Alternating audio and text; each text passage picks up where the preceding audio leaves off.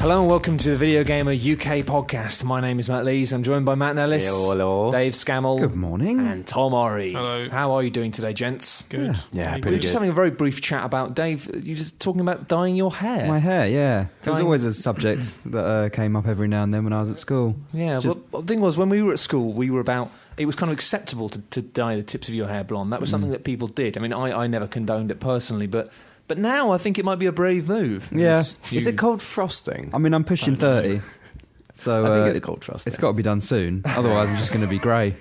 So you feel that this is your last chance Yeah. at having that blonde tipped. Are you going to get buff in the gym as well? Are you going to be like a surfer dude? No, I can't be bothered with That's that. one step Can't too be Funny far. if you came in blonde and fake tan. Really? That'd be amazing. What would I look like? Who would I look like? You'd look like what they called in America, Fredos, not Fredos. They're the little What are chocolates. they called? 10p chocolates. Fredos. Oh, they're 15p now, aren't they? Tazzers. Do you Fredos? remember Tazzers as well? They had Yeah. caramel in them. I could be the Jodie Marsh of the games industry. Mm. Just, and then I would have to buff You up. would, and- yeah. Jodie Marsh. Oh God, I've just photoshopped Why something not? in my mind, and now I want it to go away, Dave. Oh, anyway, has anyone been playing any games this week? I think Video games. We all yeah? have. We all have. Yeah, of course It's we kind have. of what we do, isn't it? Who wants to Yeah. kick it off? Dave, do you want to tell me what you've been playing? I've been playing Ghost Trick this week. Ghost Trick? on the DS. Yeah, a little That's puzzle- also on the iPhone, isn't it? I think it is now, yeah. Yeah, But it is. I picked it up years ago when it first came out, and I got about halfway through it, and then for some reason got distracted and never went back. It's kind of a thing It's that supposed I to do. be awesome, isn't it? It is really good. Tell me about Ghost. Like, I know literally nothing about Ghost Trick. So essentially, it's a puzzle adventure, but you're trying to investigate your own murder. So you play a dead guy, Yeah. and you've lost all of your memory. Okay. And you have to go through all these different scenarios, and you have to find clues and meet Okay. people. But you can only interact with inanimate objects Yeah. or the dead. Ah, so it's like Ghost, the film. Yeah. So all the way through, there's Is this. there any pottery in it? You can smash pots, Oh, right. Okay. I was but thinking more you like, can't you know, do that romantic Yeah, thing yeah. of holding each other and caressing. What was the song pot. it played in that in Ghost? Because in my mind it's Careless Whisper, but it's not. It's It not was, Careless It was Whisper. the what they call the brothers. What they called? Yeah, that song. Brothers? Yeah, Well, the one that when Robson are and we Jerome got- covered, isn't Oh, I it? know I'm gonna be. No, Yeah, man. not that one. No, That's my anthem. I really love that want to. song. I really want to make a YouTube dub of that. I'm going to do that when I get back to my desk. The one problem I have with Ghost Trick, though, is that I am playing it on the train. So I'm playing it in a public space. Mhm. And last night I was playing it, and this woman sat next to me. And you know when you can tell when someone's looking at what you're doing? Just Yeah. out the corner of the eye. Because their face is looking at you. Well, I do it myself. I look over people's shoulders to read their texts or to read the newspaper. It's something Not about. going to lie. It's something about someone else's newspaper, which is Yeah. infinitely more interesting. It fills than, the time. The amount of texts that I've read that are like, yep, Yeah. I'll speak to you in the office about this. Even pet if it's just thing. like one page of someone's book. Yeah. Yeah. Brilliant. I know. You have to Yeah. find out what are they reading, what are Exactly. they doing. But the top screen on the DS has the Ghost Trick logo for the majority of the time. Okay. And I think it's in the H or in the O. There's the character, but in his kind of spirit form. Yeah. And it just looks like a big sperm. Oh, really? This woman's clearly looking at this like, Are you sure, Dave? what's this young just man you doing? that It does. thinks No, it looks like a sperm wearing sunglasses. this? To you. It genuinely It does. looks like a cool sperm. I've never heard anyone say this about this game before. Yeah, it So- might just be you. And I imagine this woman probably wasn't thinking that. I don't know. If I was this woman, I would be thinking that. Yeah, but you're not that woman. You're you. She was probably thinking, "What is this What's this thing guy he's doing? Yeah. What is this? Maybe. What is this iPod thing?" I used to Or- find that a lot because I used to, back before the Nintendo DS and the DS Lite, when suddenly playing handheld games in public became an acceptable thing that everyone did. I just remember sitting with my Game Boy Advance and playing like Zelda or Advance Wars on the train, and people looking at you just going, "What are you doing?" I just want to go, "It's a bit like chess, actually. It's quite cerebral. I'm not a child." I used to play. What was it? Mario and Luigi? Something in Time? Partners in Partners in Time, yeah, that was used to play cracking. that on the DLR. The on my way to Superstar work. Saga. What? The Superstar Saga. Yeah. That series. Isn't Was that that what part? is? Oh, is I it? think that's I what didn't it know is. what the series It was called. sort of It was a good game though. It's a I bit used of to a play that on my continuation DS of on the DLR. Super Mario RPG because I used to play that on emulator back in the day. That's fantastic. Love that. There's something about public transport and playing games on public transport which is I've always found awkward. Like even if I'm on a long train ride, I always find it awkward. Yeah. I don't know why. Like I see like everyone does it now. Everyone does it. But I don't know. I saw a guy playing his Vita the other week. I can't what? believe it. A Vita? Wow. A wild Vita has What was he appeared. playing? I didn't see, but I didn't saw him feel there. over. And I told you guys the other day, I think there's this guy playing an iPhone game, and it was this is a visual joke really, so it won't really translate to the podcast. Just for us. Just for us here. He was rubbing his screen furiously, and he's going with it with his mouth. He's going like that with his tongue. I'm like, this is amazing. But yeah, this is modern gaming. People Modern gaming. rubbing their phones and licking their lips. Yeah, and again, it used to be that thing of when you used to see somebody else playing a game on the tube or something, I'd be like, I'd get quite excited because I'd be like, it's someone else like me doing that. Where now it's just like everyone's on an Everyone's doing iPhone. it. Even actually, I went through a period of going, oh, someone's playing games. It's like, nah, it's just someone with a hacked PSP watching films. Yeah. And I was like, oh, it's a bit disappointing. But I remember there was one Train Johnny Home where there was a Chinese boy sat next to me playing on a Game Boy Advance, and I was there with my friends after a few at the pub, and I was more drunk than I thought I was, and I was apparently kind of almost like leaning over this guy's shoulder, like physically, like my head on, almost like my chin resting on his shoulder, going, "Oh, Advance Wars Tactics." No, Final Fantasy Tactics, that's a great game. It's such a good game. Although it gets really hard and really long. And this kid was just like, okay. Right. Oh no, you And I was became. just like, I know games, you know. I know, I do. Do you know who I am? Do you know, I do the games. That this was way before anyone would even vaguely. I do a thing with games. Hello. And yeah, You apparently my you friends were became just that like, guy. Matt, leave him alone. Leave him alone. You became the drunk public That's transport man. is bullshit. And I lie it. But Oh dear. yeah. So Ghost Trick, Yeah. is it good? It is good. You enjoying it? Yeah, I am. It's one of those that's kind of perfect for sort of half-hour stints as well, because it's all separated into chapters, and Okay. every time a chapter finishes, it's like, do you want to save? Would you like to continue playing? It's like, oh, okay. Oh, Maybe now's a good time yeah. to stop then. Nice You don't break really in get the that very action. often, but That is no, nice. it's good. I like that about the Phoenix Wright series at first, because I like the fact that the first couple of cases in every game are like you can just sit down and complete them in about an hour. Yeah. But then they become like these epics. I think where this it's is like, made they take by- about 6 hours. I think this is made by the same guy that did Phoenix I Wright. wouldn't be surprised. Really? Yeah, I I think like so. Phoenix Wright. Because Phoenix Wright games are awesome. I kind of wish I had more time to commute these days. That sounds like a crazy thing to say, but Yeah. I do miss that kind of getting lost in I might go handheld back games. to Phoenix Wright. I played the first game, but I didn't I didn't play the this. Yeah, others, so- same. I played the first game. Really enjoyed it. Did you ever? Because you could shout objection. Yeah. Did you ever do that? Well, you could actually shout objection. Yeah, into you the- could. you could. What? Yeah. Yeah. I never knew this. I mean, Awesome. I don't know why you would, because you could I just did press it. a button. Yeah, exactly. Yeah. I did it once at home just to see if it actually worked. It does And, work, yeah. I was like, that's awesome. It's like- never gonna do that again. But it was fun for that one time. I Yeah. felt like a lawyer, kind of. Oh, man, that game is awesome for tricking you into thinking that you're a lawyer. I know. In a way that, like, first-person shooters very often don't make you feel like you're a soldier with a gun. Yeah, Like- first-person shooters made me realise that, especially playing Arma 3, the Arma 3 beta, Yeah. like, it makes me realise that I would be terrible in the military. I would be awful. I'd be the first one to die.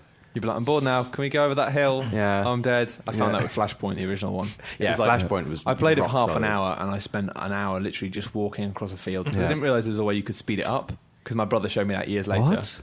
I didn't realise there was a way you could speed up the game speed. Was there? What? In the original Flashpoint, yeah, you could press plus and minus to change the game speed. So if I you had didn't to know make this. precisely, I didn't know this either, because if you had a long distance to go on foot, you could just speed it up a bit. This is insanity. But it meant I just spent What? like an hour walking over hills, This has literally blown my mind. and then got shot in the head, and that was it. And I sort of thought, this is what warfare is actually like. You spend hours Slow- seeing no one, yeah, and then then- you see someone, and you get instantly killed. Yeah. And I thought, this is war. And I respected that game, but I didn't want to play it. So yeah, I got there with Arma 2. It's very Yeah. sort of similar sort of style. You'd walk for ages, and you'd be on this. I mean, like one of the first missions in Arma 2 was like a nighttime sort of. It wasn't a hostage rescue, but basically a nighttime mission. And you start off on a hillside, then you get down into the village, and it'd be really slow and methodical, and there'd be guys sort of going through the tree lines, and they could, pick you up from anywhere. And it felt really sort of tense and good, and then suddenly you'd die. Like, you play 45 minutes, just made it to See the ya. village, and you've picked off like little squads of men, and you're like making your way, and then suddenly like one guy you didn't see kills you, and you're like, F this game. It sort of doesn't F work this with game. single player, does it? Because it's that idea of actually, because you're killing so many of them, then actually, as long as you're killing more of them than they're killing of your side, then you're winning. Because that's how war works, generally. So when it's like, oh no, but you died, your character died, so it's over. It's over. It's sort of like, well, no, because that guy had just killed 50 dudes. Yeah. So even if he died, it would have been like, well, wicked, send a medal to his wife and kids, but we're going to win this battle because of him. Yeah. And it's a shame that games don't sort of embrace that idea. Wasn't there? There are some games that have done Yeah. it. Like the Modern Warfare, the most recent Modern Warfare, the Black Ops 2, had that kind of crap game mode where it tried to do that of swapping between men, but it was just rubbish, so it didn't work. Well, rubs. But the idea is good. Yeah. Having it executed. I still in a way think that would be the fun. best mix of having that thing, that sense of being a part of a bigger battle, but getting back into it is Bad Company 2.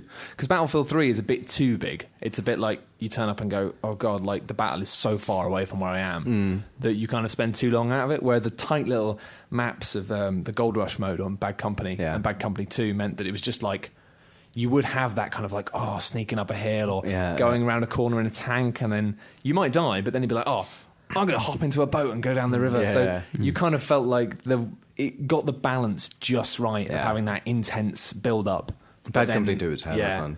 I really hope they do Bad Company 3, because to be honest, I'm not really hyped about Battlefield 4 in a weird way. I mean, they haven't really announced it yet, just because I didn't play Battlefield 3, really. I was so excited about it, Battlefield 3 was... but I couldn't get into it because it wasn't quite as tight as Bad Company for me. But yeah, no, I really like Battlefield 3. I think having that, going from like the sort of, like you're saying with Bad Company 2, like the sort of smaller, more defined maps to like going back to the big sprawling maps, especially on like PC, it's like you can't get that anywhere else, really. Yeah. I could never get into Conquest mode, though. I don't know why. Conquest is frustrating when I always like to blame my team. It's like, it feels like I'm the only one trying to like either capture or protect objectives, and that's frustrating. Yeah. But Conquest is good. I've been playing actually a lot of this week. Pretty much all I've been playing actually is StarCraft 2. I did the review for the site. I'm really impressed by that. I finished it all now. I finished the campaign. I've played quite a lot of the multiplayer. The campaign's fantastic. It's really odd though, because it's actually kind of like quite an easy campaign. It's really fun, but it's the most inclusive campaign they've made so far. Okay. So it's like if you've not really played an RTS in years, it's like a really, really fun one. But they made it so it's an expansion, so you have to buy Wings of Liberty first.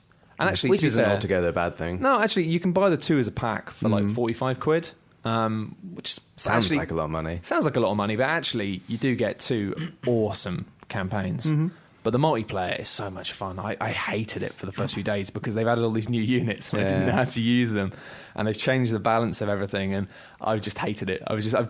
Went from being like quite competent at the multiplayer to just being like lose. But I've totally started getting the hang of the new units now, and there's these guys called the Widow Mines that I love them. I've seen a lot of footage of these Widow Mines. Basically, they're like these little robots that burrow underground. And they're really small, but then once they've burrowed underground, like can fire off rockets at anything that comes nearby. But they take a while to reload after they fire a rocket. And these rockets do so much damage and have these really big explosions.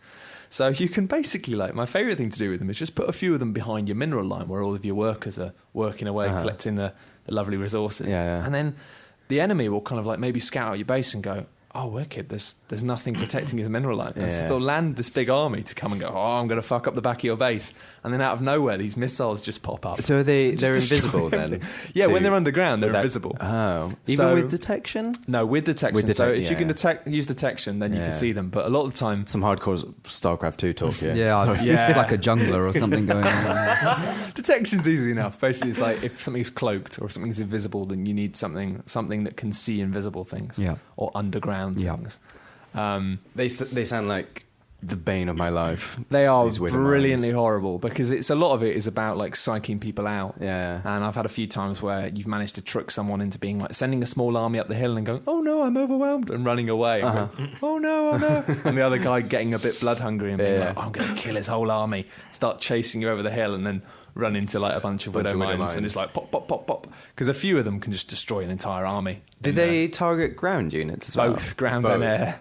And against Marines, or like against like any of the biological units that come close together, they just pop them. You literally just watch a whole army just go pop, pop, pop, pop. That's ridiculous. It's amazing. I would like to get back into a good RTS, but I just find StarCraft too intimidating. Oh, really? Yeah. Well, I think the problem is that the multiplayer is massively intimidating. Yeah. But the single player campaigns are awesome fun.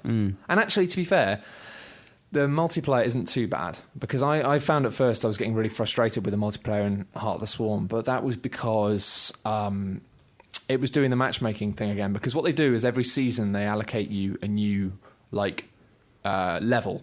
So you can go from bronze up to like diamond and master league. Yeah. And the best I've ever been in, I think I went to diamond with a team game once or twice, but generally speaking I'm like a silver player. Sometimes I get into gold.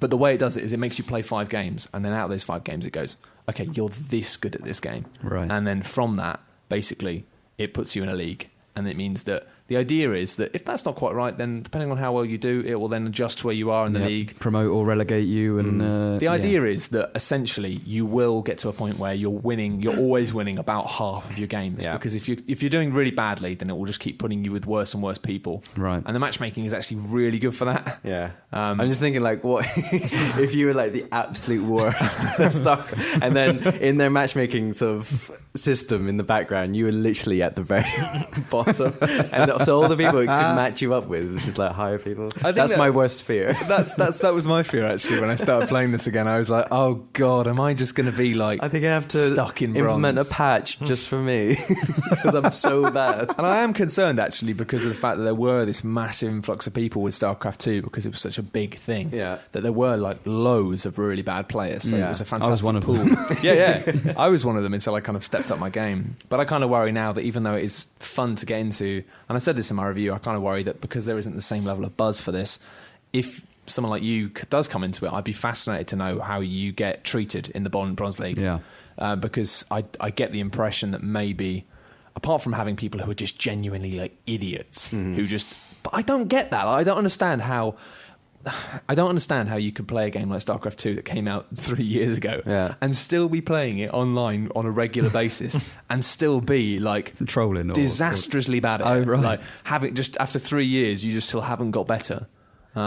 In my brain, that just seems impossible, and that's why I worry that the matchmaking level of generally... They're clearly just stubborn. They've got their plan. Yeah, they've got their play style. I guess though, yeah, because I suppose you get that in League of Legends and Dota as well. You play with people who've played like thousands of hours and still don't know have a clue what they're doing. Because it's one of those things. It's like with the competitive game, like you can play it for like, you know, a year and be playing always the same way. Yeah. But if you don't sort of take that next step of going, okay, I want to learn more about the mechanics of the game. I want to know why I'm losing these games or why I'm dying in this situation. Like if you don't sort of take that active step of trying to get better, then you never will, and you'll just play countless hours and never improve it. It's like we play FIFA every lunchtime, more or less. Yeah. And we're not very good at FIFA. Yeah. Like we don't know any of the special stuff. We just Sometimes play. we do a few skills. Sometimes, and they're fluke, really, more than anything. But we never really... I doubt we get that much better at FIFA, but we play it all the time. I don't know if I'd do that online, though, because it'd be a bit depressing. The last time I played FIFA online, I just got absolutely destroyed. Absolutely destroyed. Like, it was one of those games where I thought I was pretty good. Like, I put in tons of hours into the single player. And I thought, yeah, I'm pretty good. Like, I'm scoring goals for fun in single player. Even against, like, the harder AI. Went online, and it just sort of opened up this whole new world of, no, you're actually shit at this game. I had that the first time I played Warcraft 3 because I just finished the campaign and I was like, oh, I'm pretty good at this. I'm going to play online. And just open up this whole new world and realize it's like, oh yeah, you know how you thought you knew how to play this game? You don't know anything about this game. Well, that's the thing with like the Blizzard games, especially with StarCraft. Like the campaigns do not prepare you at all for online play. They don't even tell you about like, because so much of the online is a numbers game. And actually, I do prefer Dota and stuff because it's much more like there's an element of savvy, an element of streetwise, an element of kind of like looking at the situation and interpreting it and improvising. Whereas in StarCraft, especially in most games, it's just numbers. It's like you should be doing this at this time. And there are different build orders for different things.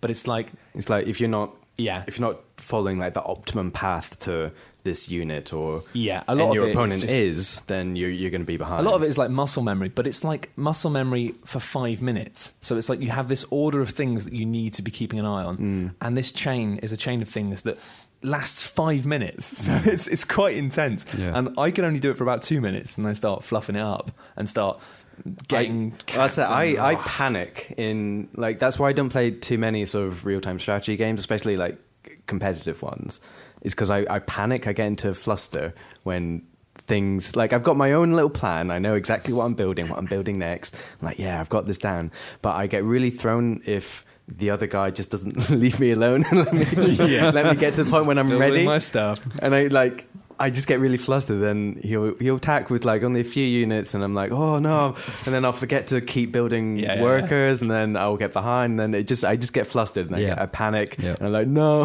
I don't want to play this game anymore. I spend so much of my time, and I still do, in playing StarCraft, because harassing them early on is a really fun thing to do. Of basically, instead of building a proper army and taking them on head to head, you just go and do something sneaky. The idea is you're going to impede their progress so that you can get a head start. But then I spend so long going and faffing around with that that I then forget to keep progressing my stuff.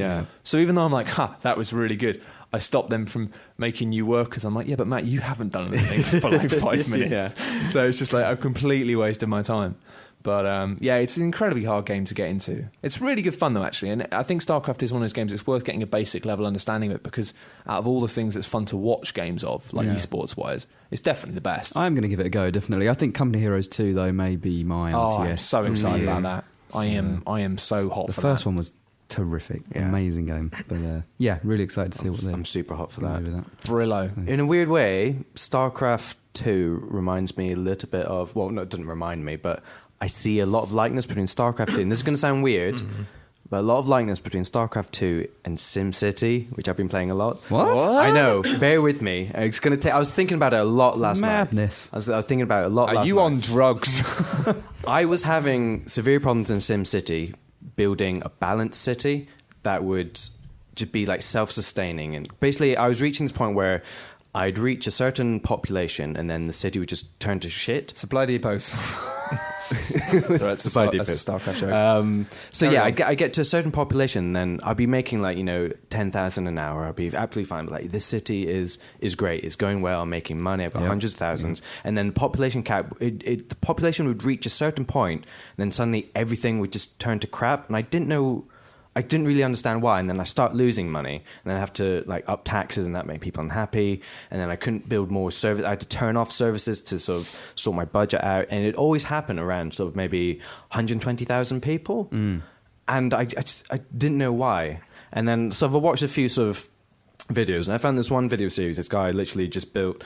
It was like a 6-part video series, and it's like he basically kind of broke it down step by step, and it's like, in the way that StarCraft, you have to have like the optimum multiplayer sort of build. Right. You have to do things at a very certain time, and you don't build things if you don't need to build them. Yeah, and it's very strict, and you're literally sort of doing things to the very sort of very mineral. Like, if you've got 50 minerals, you build a worker. Yeah, it's almost like you don't, if you just get kind of lost and think, well, I might build one of these, as soon as you lose any kind of focus, you're just screwed. Or if you build something that you don't need to build, then you've just wasted minerals on something you don't need. And it's the same, I realised that's the same thing SimCity. It's like, I was building like police station. And like, okay, I'll build a police station. Then I'll add like a cell block and a car straight away. I know. I thought you were like, police, don't need them. Who cares? Crime. Well, that's the thing. You don't need a police. I built a police station when I thought a police station would be. You probably good. Should have one. Yeah,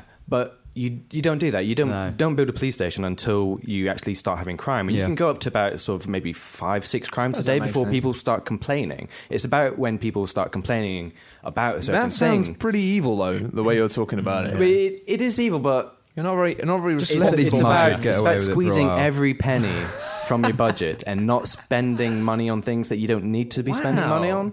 These people can live in fear. You get on while with this. I live in my gold mansion. I feel like you're about to bring a red suitcase out from underneath your chair here. But like, I kind of got really bogged down in the mechanics of SimCity because there'd been a lot of talk about how SimCity fundamentally is broken in terms of the mechanics. Like the traffic's broken, the way people go to work is broken, and I've been like reading a lot of the patch notes, and then they know as well. Like they've been basically patching SimCity like every day, sort of tweaking the AI on how people go to work and all that, and it's getting better. But when you kind of actually sort of see how the flow of everything in SimCity works, then you can kind of cheat the mechanics almost. There's a guy who made a city that had a 400,000 population with no public transport. And it worked. It just worked, and he was making money from it. So I've been sort of basically obsessed with SimCity and sort of breaking down the mechanics of how to not cheat the game, but basically beat the game in terms of its own mechanics. Yeah, and I do think. I mean, I've installed it, but I haven't had a chance to play it yet. Because I've been having a kind of wider problem with. I've realised recently it's something that's only starting to annoy me because all these publishers have their own little platforms on the PC, right? Yeah. One of the things I don't like about the PC now is that. The great thing about Xbox Live or PSN is you have that kind of centralized friends list, and you can see what all the people you play games with are doing now. Yeah. And I used to have that on the PC when it was just Steam. Yeah. But now it's like, I kind of feel like there's something missing at the moment, where I've got my Steam list with all the friends that I play games with, and then I've got people on Origin as well, and then StarCraft 2 as well, like Battle.net. There isn't a kind of, well, there might be, but that I know of, there isn't a kind of friends list browser thing that pops up in a way that's like Steam. Like so it's like last night, I'm like, I kind of felt like I want to play a game with some friends. Yeah. Rather than being like, I want to play this specific game. So I have to like log into Battle.net, StarCraft 2, log into Origin, and then log into Steam. So I'm opening all these different programs and tabbing between them just to see what people are doing. I think maybe there are services that maybe do something like that. I think maybe Raptor is kind trying to do that. Yeah. But I mean, again, that depends on your friends. I just want something like a Google Talk, like a pop-up bar where I can just see. I mean, I don't know if it's an API thing. I don't know if Steam can just add that in, so it's like tells you if people are in other programs. Because that'd be awesome. Because at the moment, it's just like, this is a faff. Yeah. Especially with Origin, it's like it keeps popping up and telling me when people are playing. Like, I don't care. I've got one, Sims 2. I've got one friend on Origin, and all he plays is Battlefield 3. Yeah. And every time it's just like, boom, he's playing Battlefield 3. He stopped playing Battlefield 3. That's what I don't get about Origin. Battlefield 3. Why does it tell me when people stop playing games? Like, PSN does that as well, though, doesn't it? When people log off, it prompts, this person's logged off. I'm like, what? Fine. Good to know, care. I guess. It's probably like, maybe it's a sort of thing where it's like, he stopped playing the game, now I can just in case I was planning to talk to him, I no longer can. Yeah. But at the moment, the only kind of solution for this seems to be like things going, hey, why don't you connect with Facebook? It's like, you know what? Because Facebook is not a list of people I play games with. It's a list of everyone I've ever met. And half those people don't care when I'm playing StarCraft 2 or not. Like, there are they don't want to know. I've got about 6 people who really do care when I'm playing StarCraft 2, and they genuinely would like to know that. But the other 300, I really don't think they could give a toss. In the same way that I don't give a toss about pictures of their babies. You know, it's just kind of a halfway house. I don't care about them. They don't care about me. It's a nice understanding. Don't know why we've clicked a button to say that we're friends. Social networking. I haven't logged into Facebook in... That's a lie. I'm always logged into Facebook, but I don't actually look at anything on Facebook. I pretty much exclusively use Facebook now to organise events. Oh, I don't do that. I've got so many invites. Look at photographs of people. Yeah. I'll leave it at that. Come on. It's just what the internet was made for. Probably. That and the SEO squirrel. Looking at people. SEO squirrel. SEO squirrel. That's what you've been up to this week, Tom. Someone has. Sorry, someone has been making an SEO squirrel meme. Yeah. I like Executive Elk. I don't know who did those. That's my favourite as well. Executive Elk, very good. I like SEO squirrel. I don't know why. I was just searching for memes and I just found... You found this squirrel? Just found these squirrels. Found these memes. What happened to the Volvox? It's been released at a later point. Have you been playing anything? Because you've got your new gaming PC sorted yet? Well, at work, yeah. Well, I played Hotline Miami for about 10 minutes, and it just seems like a game that I don't want to get everyone talking about it because I find it a bit boring. But it's basically just cool because it has cool music when you finish a level. Oh, no, it's cool. But anyway, that's Dave's favourite game. I thought Neon used to go on about how... So I didn't want to bring it up because I know I was going to talk about it. All right. But it's just... I played that for a little bit, all right? All right, a little bit. Forget A little about Hotline Miami. Have you heard the music yet, Dave? No, there's I bugs still in haven't it. heard the music. The soundtrack is badass. Let's not talk about that. It's got good music. It's no, but hang on. No, I'm just going to say this, and then it's not just that it's got good music. It is brill. Maybe it is, but at the moment, I do not think it's that brill. Anyway, I've been playing God of War still, but I've given up because I'm right near the end. Like, I don't know, it must be like less than half an hour left based on what I've gathered from the internet. How many gods have you killed? I don't know if I've killed any gods. Really? Okay. I don't know. I killed lots of things, but there's a bit near the end that everyone has trouble with, it seems, and I am having trouble with it. And what makes it worse is I finished this bit that's really hard, and then the game crashed. Oh, And it completely locked, it froze, and didn't save. And then, so I know I've done this before, but now I have to keep trying to do it again. I couldn't. I spent like an hour one evening and half an hour the other morning doing it. I couldn't. I just given up now. Like, they're meant to be patching it to make it easier or something. I'll just do it. I'll go back. Is it to a bit like the bit at the end of God of War 1 where you had to climb that spiral, the spinning bladey thing? I mean, maybe I've lost memory of it, but I don't remember being as annoyed with that as I am with this bit. And it just feels so. It's just suddenly out of place that, like, you've got to a point where you're much more powerful than you were originally, because you've got new powers, new abilities and stuff. And then suddenly there's this bit that is so hard, and I just want to finish it and see the end boss and all the cool bits. That's going to be really good, but I just can't. I can't bring myself to play it again until they've made it easier. there is something about difficult. It's not just difficulty curve as well. I would love to know what it is exactly, but there is something. It might just be me, but there's something about games that I always get to the end and then stop playing them. I don't know why. The amount of games I get, I can't do that. Well, if I was near the end, I would have to finish I get it. quite near the end, and then I think, oh, great, I'm really near the end, I'm going to finish this. And then the next day I'll be like, I'm going to play this game, actually. And I just have I'm loads of terrible for that. games. It's like Inversion. Like, crap, but I've got like an hour left and I have to finish it. I will definitely go back and finish this. Why did all the games, Dave? Why did you let it get that far? Like, I mean, you can't say, "Oh God, I've only got an hour left. I should probably finish it, even though it's crap." How do you play it for that long? Inversion, lol. It's like one of Namco's many parade of absolute shite. Yeah. Yeah. I thought you were going to say that. Oh, The Witcher 2 got near the end, then I had to stop playing.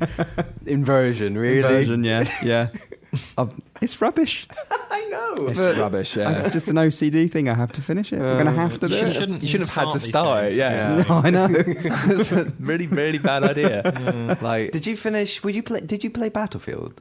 Battlefield. Not Battlefield. Sorry, Battleship. Battleship, yeah. I did, yeah. You Well, finished it? Finished it, yeah. Finished it in a couple of days. Nice. Yeah. now I hate it when people say this, but you've got too much time on your hands. That was, yeah.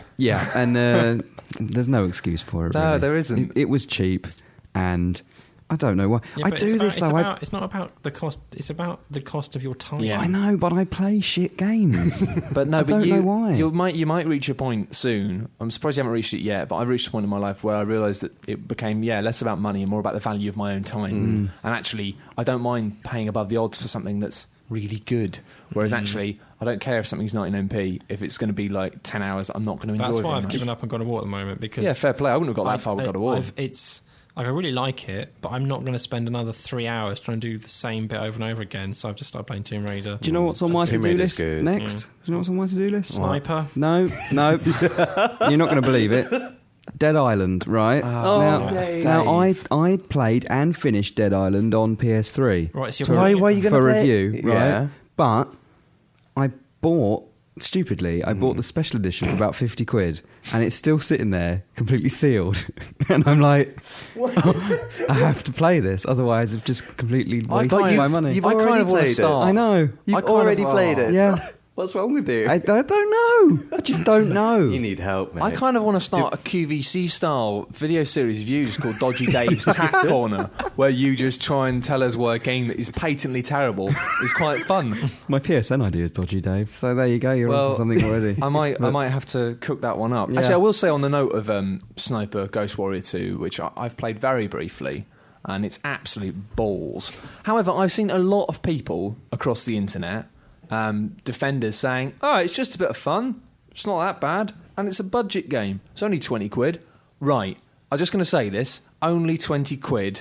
Naff off. And we're talking about value for time. It's definitely not good value for time game, but value for money. No, these people who bang on about it going, but it's a budget release. It's like, no, it's not a budget release. It's a budget release in the scale of full-price console games, which is a scale which is increasingly stupid. Yeah. Paying 20 quid for a game that is pretty rubbish because it's budget, you're an idiot. Because you know what?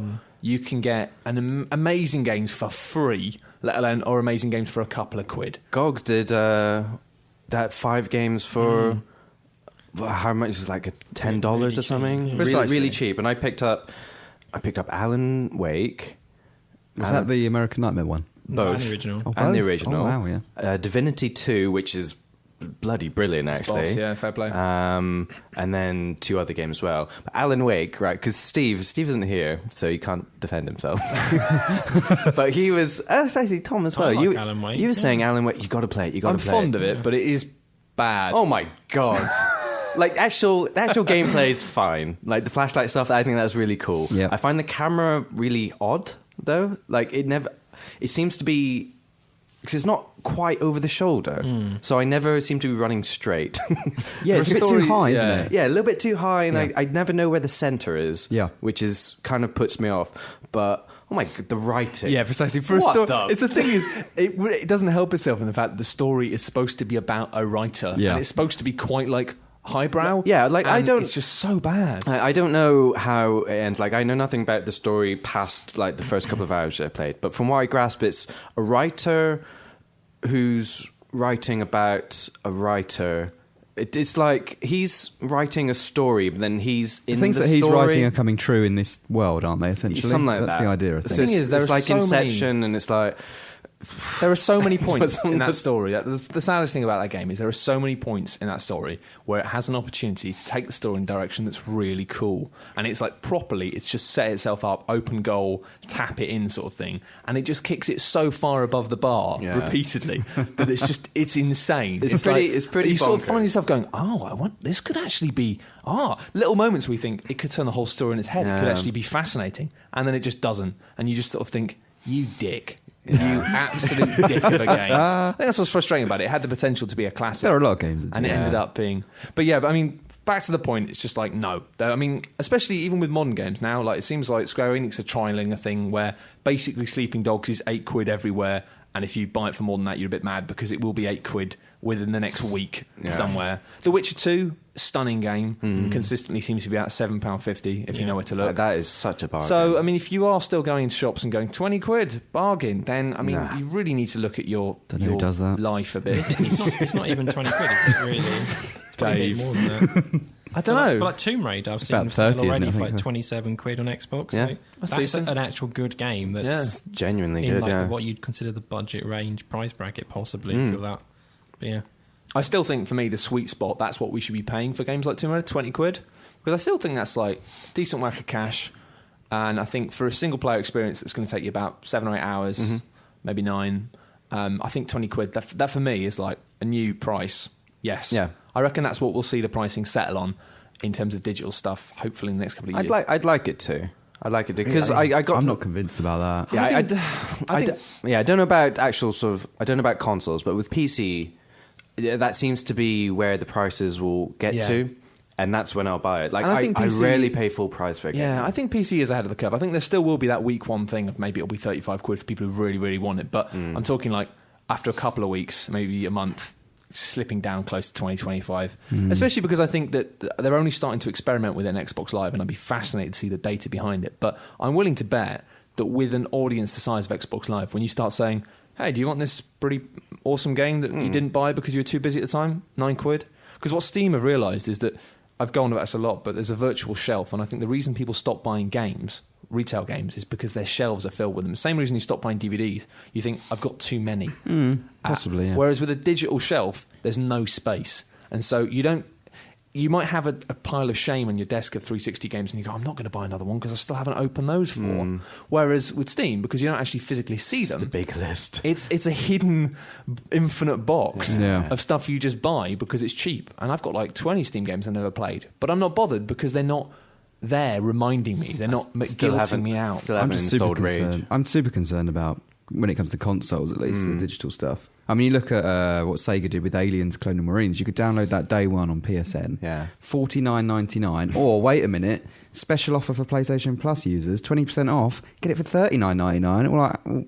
Yeah, but I Excuse doubt me? they would have sold Excuse many. me? Yeah. I go to a shop and buy I don't it for think cheaper so. than that. I don't think so. And there was a lot of concern about the whole piracy thing as well, of having consoles so you can't trade in games and stuff. Yeah. And I think that's obfuscated as well, because people go, what? But if I can't trade in, game's too expensive, this is bullshit. But actually, I think people forget that if you completely eliminated trading and you made it so when you purchase a game, you own that game, no one else can own it, then yeah, that's not good for some reasons. You can't lend games and stuff. However, if they take out the whole problem of trading, which is massively cancerous to the industry, then they can just start selling games for 20 quid. It is, but I don't think the industry would have grown as big as it has now if it wasn't for that. No, I think a no, lot of people probably see it as an investment almost. It's like, oh, I'll pay 40 quid for this today, next week and get rid of it for 25. Yeah, but I think if you that's can how a lot take of that people- middleman out of the equation and just sell a game new for 20 quid full stop, Oh, yeah, absolutely, yeah. that's better, because then more games get made. Yeah. I think definitely the industry did need that to grow, but I think it's at a time now where it needs to go away, or at least it needs to be controlled, because Game completely took the piss with it. And that's why when Game were on their deathbed and going, oh God, we're going to shut down, please help us, and they were very melodramatically bleating about how, oh, the industry's not helping retail and we've been there for them. It's like, yeah, the publishers aren't helping you because you have been screwing them for years, ruthlessly.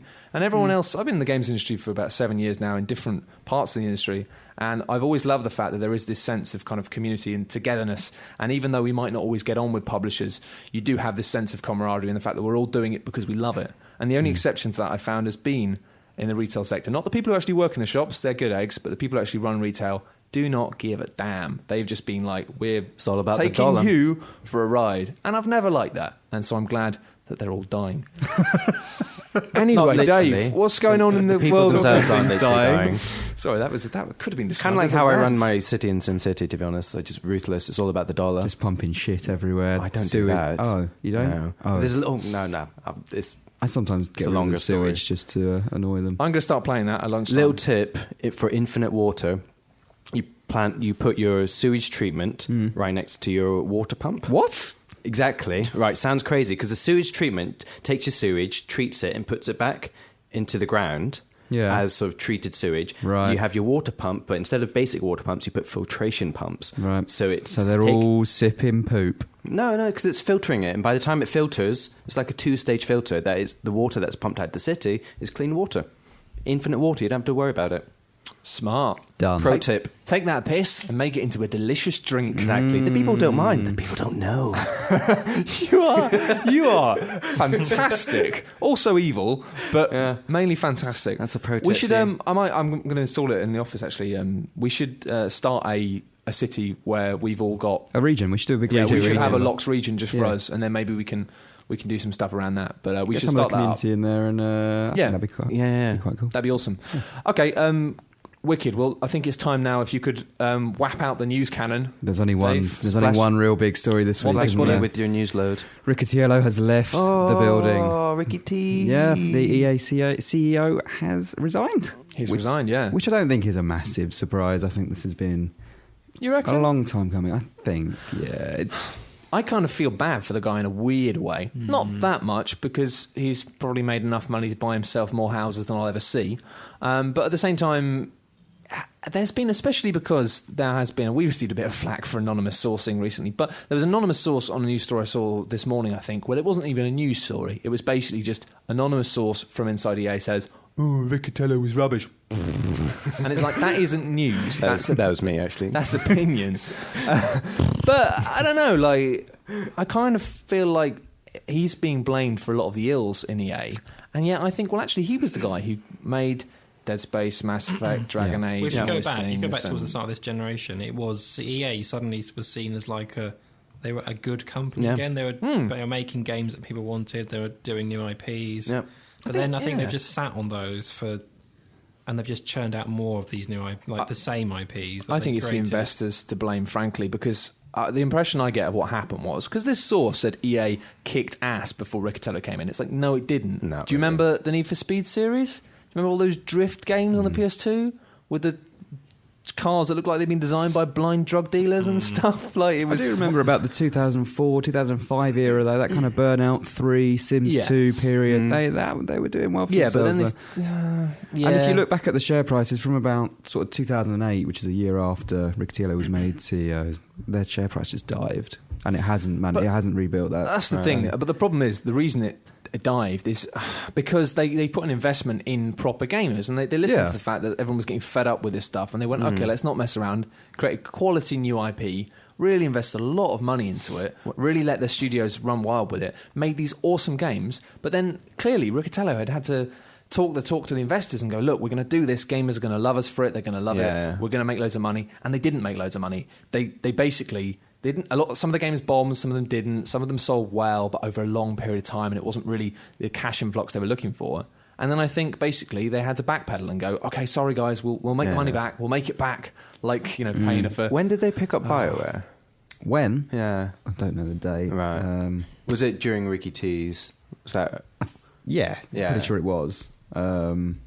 And I guess his idea for that was obviously the Star Wars Old Republic thing, but that crumbled. Surely Star Wars must be one of the major. It's got I think problems. hemorrhaged money. Yeah, absolutely hemorrhaged money. Well, it took too long, didn't they? That's the problem. They wanted to make it right and good, but then they in doing that they missed the boat with MMOs so much that by the time it came out, that ship had sailed. Really, it was a shame because it wasn't a case of the game itself was bad. It was a case of people had moved on from that type of MMO. Yeah. People just got bored of the formula, really. Yeah, exactly. And because the development cycle for an MMO, especially an MMO that size, like when they're designing it and sort of, building that game, that was the hot thing at the moment. That was to have an MMO of that type. But by the time it actually comes out, it's completely missed the boat. That's it. And if it had been out immediately, it would have been amazing. But the problem with MMOs, I find, is once you've played one a lot, you can see the strings. And I've tried to get back into MMOs loads of times, but even though they always have a gimmick that makes you think, oh, this is different, after about 10, 15 hours, you see all the strings, and you just stop playing it like a game. You start playing an Excel spreadsheet and doing everything efficiently.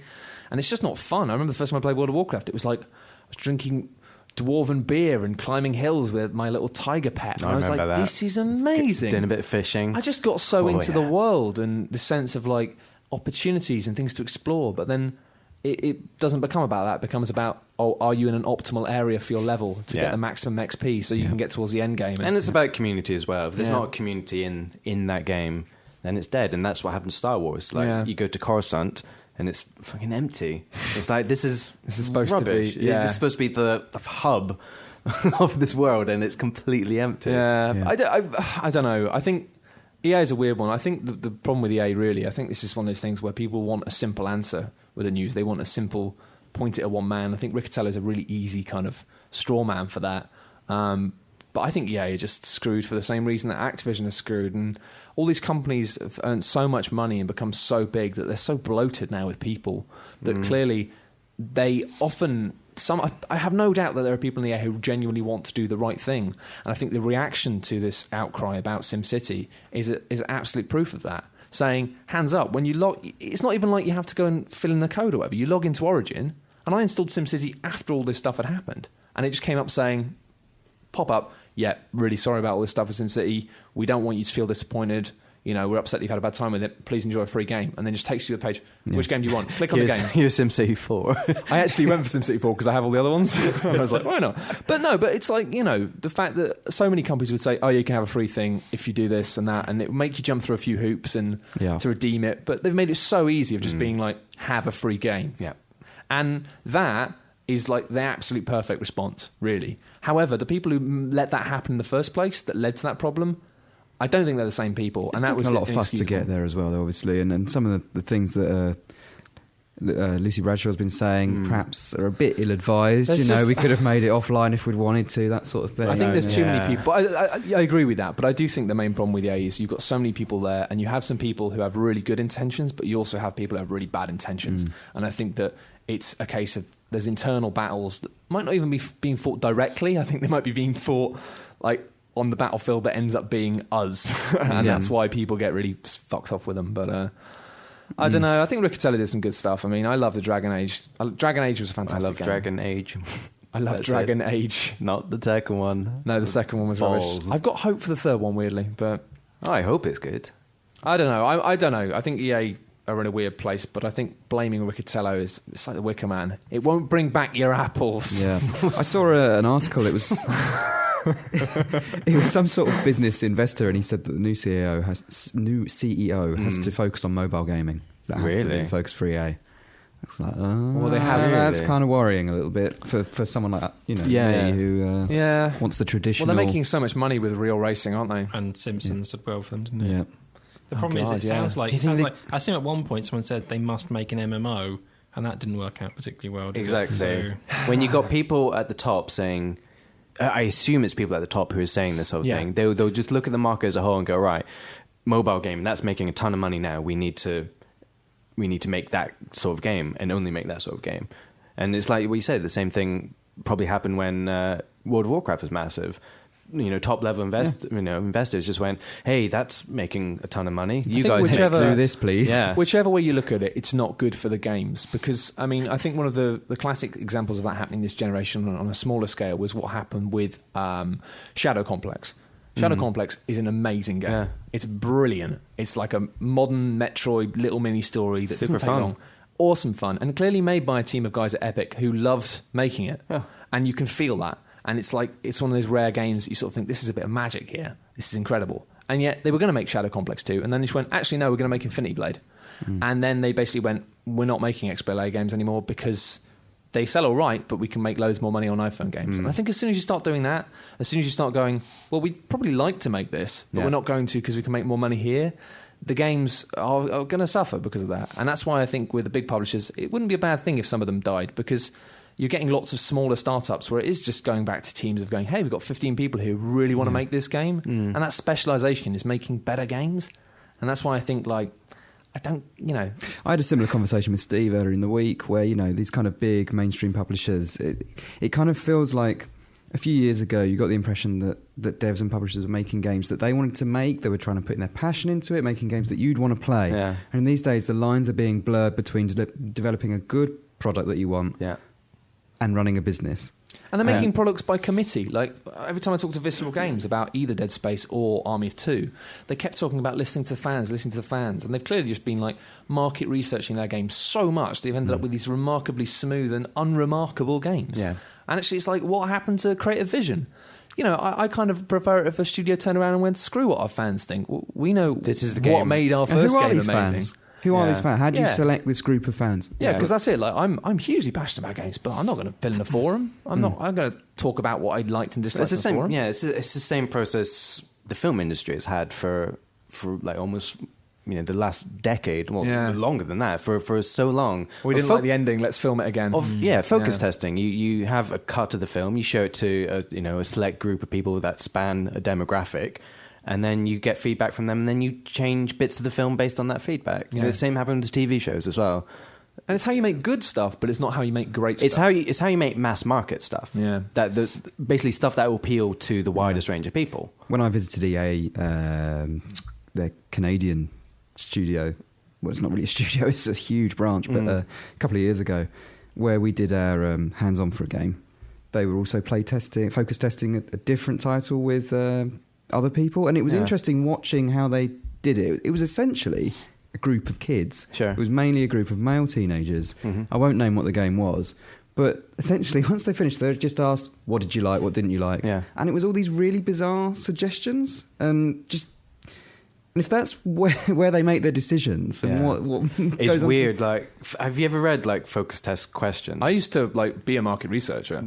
So some of those questions mental. They seem so out left field, but they're to do with a very specific, it might be to do just one specific thing, and they can't just flat out ask, what do you think of this bit? Yeah. They have to ask a question around that. It was very general. Yeah. It was very what did you think of the entire thing, and what's, Yeah. Focus testing is really useful for some things. Yeah. But making products around it is madness, because you end up with really hazy stuff, and often you get people who you can kind of tell that they're just saying something because they feel they should say something, and so they just make stuff up, or not make stuff up, but Yeah, they'll go, exactly. oh, this could have been a bit better. Yeah, because they just don't know what to say. Yeah, that's exactly Because the actually, you impression know I got. what? Most people are not good at criticism. That's why, that's why people who review games often are good at it because not always, but they can pick apart the exact components. They can see through something and go, "This works because this," and that's what game designers are good at as well. And because they've got such a wide.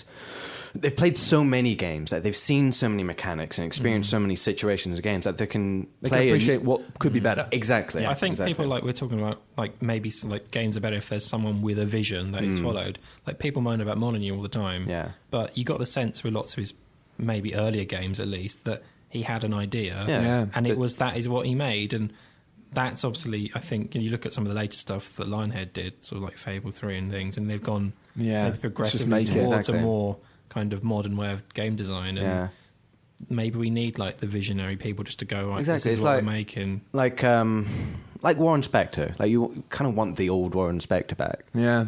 Because with Deus Ex, you got that feeling that was his vision. That was his vision for the game. That's exactly how he wanted that game to be played and be designed.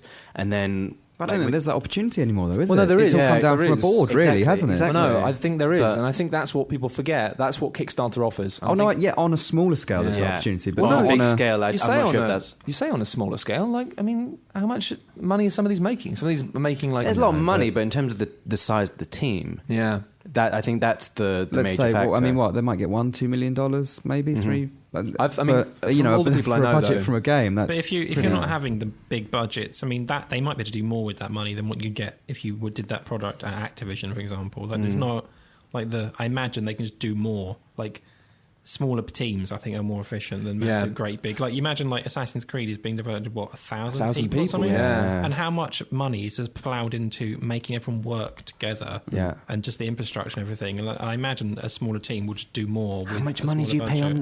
on human resources? Human resources staff. Oh, jeez. Ergonomics people. You got to hire on these big companies. You got to You hire need a ergonomics human people. resources robot. You need a With whole multi department of inputs. human resources. Sandwich van is here. That's exactly catering. You know, The sandwich freighter.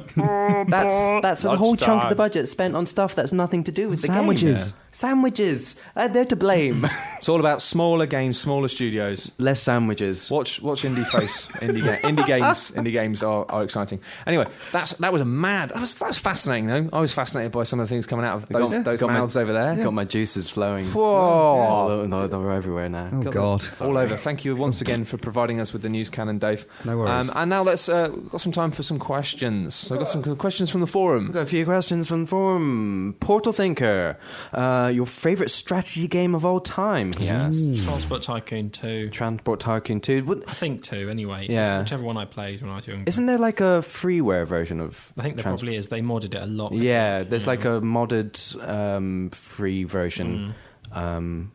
Transport Tycoon 2, Dave. Either Red Alert 2 or Roller Coaster Tycoon. Oh yeah, I know they're totally different. Yeah, that's But, good. yeah. Matt. Oh, it's a tough one. I'm big in StarCraft 2 at the moment, but I think it's tie up probably between Warcraft 3 just because I love the story and the campaign, and Advance Wars. Advance Wars is gold. Good shout. Oh, Football Manager. Oops, Oh, yeah, Football forgot about Manager. that one. Oh, But yeah. Transport Tycoon and Football Football Manager. I think it's more of an RTS strategy. Dune 2. That really? was. Yeah, fair I've got play. such fond memories of that game. I tried to get into June and it just wouldn't. The I first couldn't- one. I can't The remember first which one it wasn't. was. First one was You mean like the a film? weird, not a strategy game at all. The first one was like a adventure. I played Emperor as well for a bit. Emperor? That was the 3D Dune, I think. Oh, I didn't And- get into that. no. No. I want to Didn't watch do the anything. film again because it's got Sting with ginger hair in it. Oh yeah, that film's bonkers. That'll be me next week. That was David Lynch, wasn't it? David Lynch I think did that. it was. Yeah, that's I want to watch bonkers, Dune that again. film. I'm going to watch Dune. I can lend you the extended novels as well if you want. Has it got Sting in it though? That's the thing. Not by It's name. just seeing Sting no. in a red leather jumpsuit. jumping Portal around Thinker's favourite Spain. strategy game of all time is Age of Empires 2. That's a good Oh, shout. good call. They're releasing that in HD, aren't they? Yeah. Awesome. New user, Mr. Revelation, asked about Bioshock Infinite. He says, because the release date of Bioshock Infinite is fast approaching, what opinions have you formed already about the game? Well, I know what Matt's going to say. My opinion is, I don't know. You're trying to keep yourself clean. Yeah, we've actually got a chap in the office reviewing it right now, but I've forced him to sit in the corner with the screen away from me because I don't want to see it. It's one of those games where you can't really afford to be super precious about not seeing games that are coming out if you work in the games industry. Yeah, kind of comes with the trade. I think every now and then everyone's allowed one or two where you just go, you know what, that game, I'm going to ignore it. And I already know a bit about it. I've seen like some of the early stuff. I wrote one of the really, really early previews, but I've tried to keep away from it all. Yeah. And I don't want to know anything about it. And I'm really excited to sit down with it. I'm kind of hyped, but I've been allowing my hype glands to like not get too overexcited because I don't want to be disappointed. But I've got a good feeling about it. I'm not entirely convinced. I think Irrational might drop the ball. I think maybe Ken Levine is on a cloud. It's a tough one to. I'm excited. I just hope it won't be arrogant. We're talking about games that maybe have been focus tested to death. This seems like a game that maybe Ken Levine has just gone, this is my game, I'm going to make it I want. So we'll see how that turns out. I've got a lot of time for that as well, because I do get the impression that he's basically just gone, this is what I'm doing, this is what I'm doing. However, I have heard rumours repeatedly from various people over the years that Ken Levine repeatedly kind of, when questioned on the boss fight in the end of Bioshock, and that kind of whole third section of the game, which was widely regarded as being duff, for a long period after the game came out, when the game was regarded as being a bit of a classic, he would say, I didn't want to put that in. And he'd sort of like point the finger at nondescript entities in the company that said you needed to be longer or something. Right. However, like in one of the really early interviews before the game was kind of heralded as being superlative art and all this, he was questioned on it and kind of went, it wasn't very good, was it? we shouldn't have done that. And I'd basically kind of been less accusative. So I reading between the lines, I get the impression that he kind of, when everyone else started saying, I bet it wasn't the guys at Irrational that wanted to do that, though. I bet it was the evil publishers. They just sort of started going, it could have been a suppose, couldn't it? Why not? And I don't know how true that is, but it wouldn't surprise me. If somebody had just thrown me an olive branch, I'd just be like, yep, I'm having this. So I don't know. I mean, I'll be interested to see, because I get the impression this game will be a more purer vision of Irrational's top dogs. But what that ends up to be, only time will tell. Indeed. I'm looking forward to it.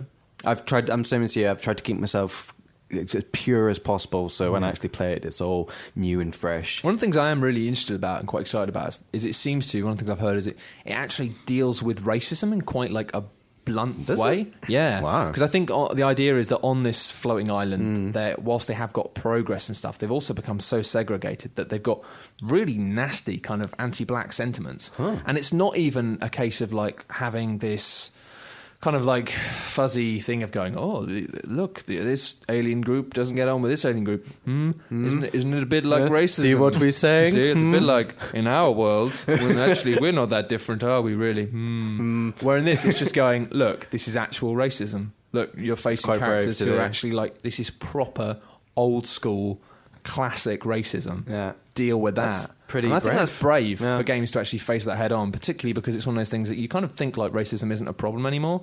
Because I've sort of grown up thinking, that's like an old school thing, isn't it? We don't do that anymore. It's like homophobia. It's like, who even does that anymore? It's a problem from the 90s. But you kind of forget that it still is. Especially in America, it's still, it's bad. Crazy days. Another question from the forum? One more from Fancy Meister. What did you want to be when you were little, and how did that morph into ending up at VideoGamer.com?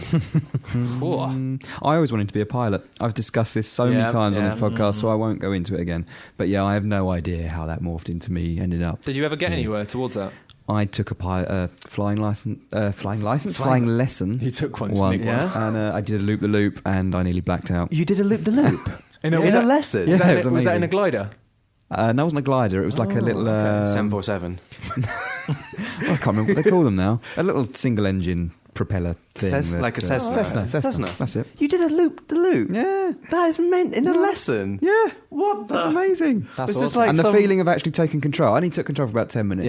Yeah. But it's great. And every little movement, it's like, that dipped a bit too hard. And it's really quite scary, but... That's crazy. I had the same thing because I flew a glider once and I was really gutted because it was the thing where we went off and we flew gliders and everyone else did a loop-the-loop because it was sort of like a similar thing of like that at any point the other pilot could take over. But everyone else did a loop-the-loop apart from me because I was so excited about flying a plane because I thought I'd love it.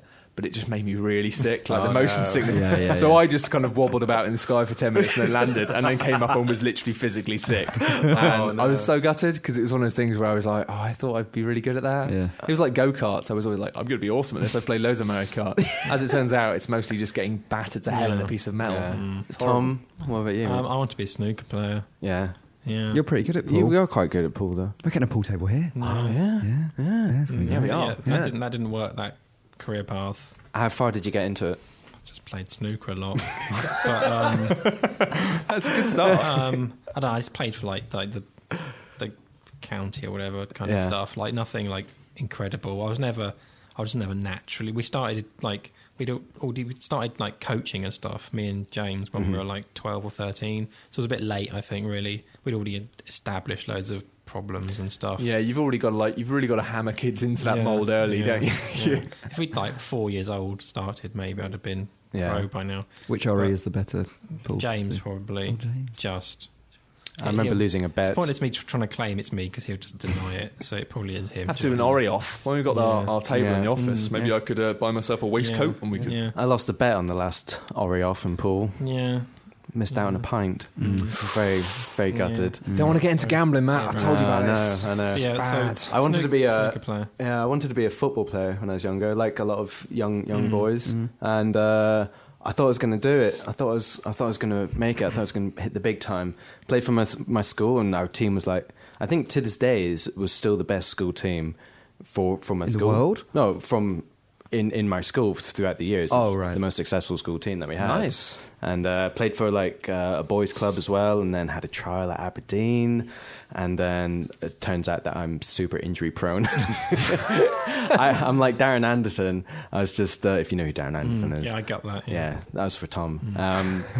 But I was quite good. I was very fast, but I'd go over my ankle a lot, and I'd twist my knee a lot. And basically Maybe you should have learned how to run properly. I could run fine. I could run just fine. Zing. Skin anyone. It's a leg zing. And the thing is, like, I was way ahead of my time. You know how a lot of, like, this is a bit quick football talk. Ronaldo of the 80s. You know how, like, a lot of football teams swap their wingers, so they have a left-footed winger playing on the right, so he can cut inside. That was me. Was it? That was me, like 16 years. Hang on, how old am I? That was me like 15 years ago, because I'm right-footed, but I played on the left wing, Yeah. so I'd always cut inside. They didn't know how to deal with me. Yeah. Oh, yeah. don't know how to deal with me. Exactly. Hey, what's Deal up? with this. Check out so these yeah, legs. that's what I wanted to be until I How realised do we all that. get into video game? We just like games. Yeah, Really. I like games. Yeah, I wanted to be Wes from The Princess Bride. That was. I don't I'm not No? sure that's I don't much know of a that. possible career. Well, no. No, That's the I'm not sure how problem. you make money from that. No, you know, you must have seen that. You've seen The Princess Bride. No. What? No. You're Right, missing out, mate. homework. Very This is a Dave. Disney film. No, it's not a Disney film. Oh. It's not a Disney film. It's a real action film. Oh. It's a sort of film they don't make anymore. It's really funny. Brilliant. With Arnie in it. Nope. No, No? not that kind Sylvester of action. Stallone? Not that kind of action. Imagine Willow, but a bit less dark and a Right. bit more funny. Okay. Yeah. Have you seen the film Yeah. Willow? No, I haven't. What? I like how I like the way you still nodded there. Dave, you need to stop, right? Listen to me very carefully. You need to stop playing games like Inversion, Yeah. right? And you need to go and watch Willow, Battleship, yeah. and you need to watch The Princess Bride. Okay. And in a couple of weeks, I'm going to give you a short quiz to check whether or not you've watched the films. Okay. Is it a bit like that? You're going to love them. They are brilliant Entangled. films. Is that what it's called? Entangled. Or Tang. That's Yeah, Tangled. imagine Tangled. that. Imagine like all these modern I've not fantasy seen that either. films, right? They're all rubbish, right? Right, yeah. But these ones were like the classic era of films. They're the sort of films that are made for families, but you could go and watch them now. You could watch Willow and watch Princess Bride, and I guarantee it, as an adult, without any irony, you will have a great time. Princess That is Bride, a definitely. Promise. Really? Princess Bride, but yeah, Princess Bride has a character called Wes, and he can he can climb rocks and sword fight and sail. And actually, I did learn to do all of those things as a youth. But unfortunately, being a pirate, it's just not a viable You could go to New Zealand. career. Like, those skills would go. Somalia. No, I didn't say that. No, I said that. I know. I was saying you'd go to New Zealand. I could do. Those skills would come in very handy there. But in the end, I just sort of floated around and got really good at playing video games, and then found out that was a thing you could do. Yeah. So, careers. You can't be a pirate. You can't be a pilot. You can't be a Yeah, when you're a footballer, kid, you can't be think a you want to be snooker the player. most ridiculous things, like a pirate or a fireman. Fireman's not a Though I did ridiculous for a thing, long time actually. think I was going to be a teacher. Really? Because we did this thing at school. Everyone probably did it. You had like a careers computer or something. Yeah, You put in yeah. what you like doing, what you're good at, and it prints out a sheet of what you can do.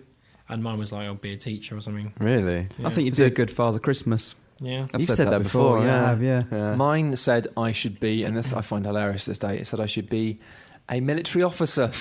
Wow. Not a squaddy on the ground, an officer. An officer, go straight into an officer. So I remember my mum saying, because I went through like a phase of like 3 months where I wanted to be in the Navy for some reason. Right, yeah. We all have these periods sometimes, these doubts. I remember talking to my mum about it. She's like, oh, if you go into the military, go straight into being an officer. You don't want to be the people on the ground. No. I was like, all right, Mum, thanks. But I don't know how that stupid computer decided that. That was before I'd done my GCSEs. It just went, you should probably be a military officer. Yeah. And it's like, really? I mean, I don't know. I think I it's do just- look good in a uniform, but I don't think I could hack the I army, think it's just frankly. like lucky dip. It just puts its hand into a digital ball pit and picks out something. I think mine said I should be an estate agent. I don't know why. You could be an Probably estate agent 'cause I now like- if you want. No maybe- qualifications needed. Maybe it was the whole travel thing. Like, do you want to be a pilot? Right. Right, we've got Okay. some quick fire questions. Rocket. Okay, quick fire questions. We got one from John Blythe saying, "Have you ever seen a tortoise ejaculate?" I'm going to go, no. No. Yes. Yes, No, I haven't. No. it wouldn't have surprised me. I've seen a sea cucumber ejaculate. Yeah. Ah. Oh, it's not ejaculating, but it looks But it like looks, it's yes. like ejaculating. Was that a Jackass thing? It was. Yeah. Yeah. That's Yeah. quite. It was very funny. Very funny. Jesus, you guys have got to spend less time on YouTube. Honestly, just watch Oh, no, The Princess Bride. I all watched right? it when it was Jackass was Good, a big thing. Yeah. clean family fun. Someone's asked, I think Michael A. Balon has asked, do you like Rob Florence at all? I used to, I don't anymore. He's a bit of a knob. I like. He did Berners Tune, right? He did Consylvania and Video Garden, which were both incredible. They were both good. Berners Toon was- the Batman thing he did, and the one about where he was in a bath talking about his parents being killed. And that was quite amusing. Oh yeah, yeah. He did some incredible stuff. Actually, a lot of the stuff he did about kind of 10 years ago was very inspirational to me getting into the game side of things. But these days, he's just a horrible man. I don't really like him very much. He's very I aggressive. don't know him personally, but He's very mean to people for no reason. And Berners yeah, Toon's good. not a big fan. And he hasn't If you're done Scottish, anything. you'll like it. He talks about games as if he's like big into the game scene. He hasn't made any games videos in years.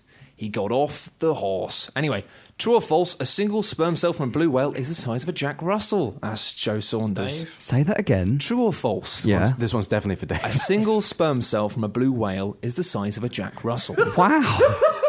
This is for 10 points, Dave. I'm I gonna would go- love for it to I'm be gonna go yes. False. Going to go false? Yeah. What do you think, Did we Matt? get an answer? No, Is hang there on. an I'm answer? trying to imagine a Jack Russell. I'm saying false. False? I'm going to go true. True. Well, I don't know what the answer is. Oh. So we're going to have to Tune Google in it. next week. Google Jack Russell sperm. I have to Google No, it. maybe Whale. not. No, Whale whale. sperm. And finally, a question. This is actually quickly. How sexy is too sexy? Asked David Green. Not sexy enough. I say a shirt is the answer to that. Yeah. Oh, And finally, from Jenny Penny, this is a good question, actually. okay. Is SimCity worth a punt, even with all the negative press? Only played Sim Hospital before. Small plots are appealing to me. Now, this is interesting because this is something we talked about. I've If you- talked at length. If about you just SimCity. play like The Sims, this is a yes or no, right? If you basically just played something like Theme Hospital or The Sims, and you've never really done it, is it the sort of game that you're going to pick up and really enjoy? If you're coming from Yes or no, Matt? Yes. Yes or no? Yes, thank Yes. you. And I'm the end of today's quiz. Dave is the winner for guessing yes to the Jack Russell sperm thing. Oh, sorry. Congratulations, Dave. You've won a monogrammed ice cube. Was that a real thing then? No. Oh. No, Dave. I would have tried harder. I was if just- I knew. I'm going to get Raise Jack right. Russell in next week. Right, that's it. We'll All right, film it. I'll get a whale in. The Jack Russell alone doesn't prove anything, does it? It does if it shoots out my dick. And on that deeply confused revelation, that's the end of this week's VideoGamer UK podcast. Matt's just collapsed into a heap of... I think Matt's going to have to make an announcement as well. Oh yes, finally, yeah, we have a very sad. I'm sorry it had to come after this. Nothing that should bombshell. come after that. Nothing. That should be the end. I'm surprised the world didn't immediately implode. The universe just ceases to exist. I've had some incredible imagery. That's one of those things, you know, from time to time you hear things or say things and you sort of think, I'm willing to bet that nobody in the world has ever said that before. Oh, wow. That was a unique moment in time and space. Yeah. Oh boy, Jack Russell. Yeah. Oh wow. Yeah, this is it'll be my second last podcast. Second to last. No. Yeah, it's just very sad. It is. It's sad times, and it comes with a heavy heart. How can your heart be heavy? You can fill it with lead. I've never understood that I phrase. wouldn't recommend it. Yeah. But unfortunately, my time at VideoGamer has come to an end. Why, Matt? I know. Why? Why? I'm so sad. I'm moving off to Germany, of all places. I'm leaving the country. Wow. Yeah. We're not that bad. I hate everyone in the UK. Yeah, it's leaving. It's sad, but yeah, obviously it's awesome because you're kind of offered a job by the dude to make your favoritist game in the world, right? This is true. I've been offered a job in Germany working on the League of Legends Championship Series, which is run out of Cologne. Opportunity came up there to edit videos for them.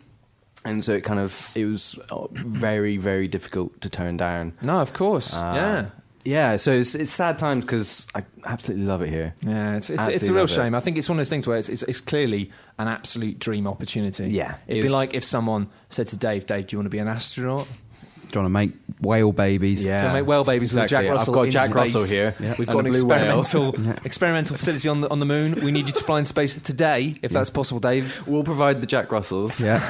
You wouldn't be able to say no to that. Just playing with my rubber So band. so your last episode next week. Indeed. I'll do something gutted. special. Maybe buy you a cake to eat live on air or something. That would work well. I'm but genuinely very upset. I was I'm going to ups- miss you terribly. It's very Everyone sad. here. I'm going to miss our amazing community who are bonkers at the best of times. Yeah. they're crazy. But yeah, no, it was one of those things. It's very difficult to turn down. And yeah, if you're ever around our neck of the woods, you can always pop back onto the podcast anytime. Indeed. If you're ever around Cologne area, say hi. There's a chance that we might be. In fact, yeah, we should get you. If anyone wants to buy all my stuff from my flat, that'd be really good as We'll well. do a Gamescom meetup. Yeah, we'll do a Gamescom. Oh, this is true, yeah. We'll do a Gamescom special podcast, and you definitely have to come along for that. Yeah, definitely. That'd be awesome. But seriously, if anyone wants a desk, please let me know because I need to get rid of it. An actual wooden desk. Oh, a wooden desk. I was going to say, like, we have actually got someone lined up for Matt's job, so that wasn't just an offer. No, that wasn't an offer of my desk. My desk in my flat. If anyone wants my job, they could just have it And just pick it up. if anyone wants a bookshelf too, Bookshelf. it's an Argos one, but it's pretty nice. So yeah, this week's episode of the podcast is sponsored by Craigslist. How much for the bookshelf? Bookshelf. Yeah, I might be interested. Honestly, at this point, you can have it. Oh, really? I just need to get What are rid the of dimensions? it. It's about that. I think we by can do this. that. We can do this after the show. All right. I'll find it on Argos catalogue. Oh, and cool, I'll- that'd be good. Yeah, I'll show you a picture. Cheers. It's pretty Thank good. you very much for joining us as ever, and yeah, we will be back next week as ever. Again, double as ever. Double as ever. With Matt's last episode. I won't be of here the next podcast. week. What? No. So this is the last me and you. Oh. Oh, guys, you can make out. Well, we ended it well. You can make out when we're done under the table. It's fine. But yeah, do subscribe if you haven't subscribed already. Subscribe on YouTube. Look, it's been a long podcast. I'm quite tired. Sleepy bye-byes for me now. See you next week, guys. It's been me, Matt Lees, Matt Ellis, Bye-bye. Dave Scammell, Bye. and Tom Ory. Bye. Bye.